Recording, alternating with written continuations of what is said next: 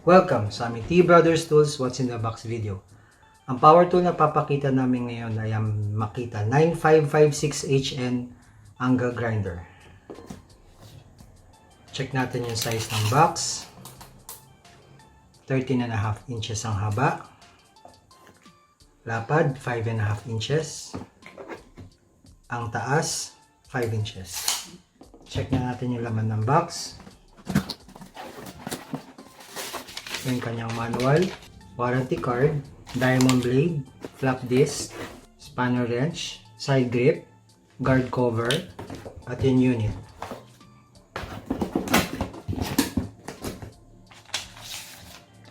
Ito yung kanyang manual.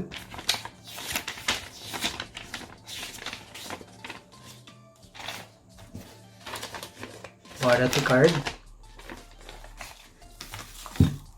4 inches na segmented diamond blade.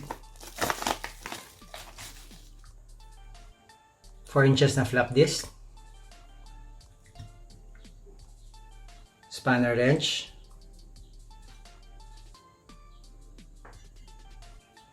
Side grip. Guard cover. Ito na yung unit. Inner outer flange.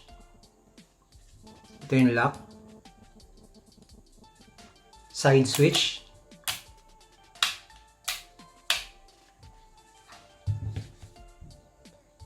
.5 meters ang wire na kasama.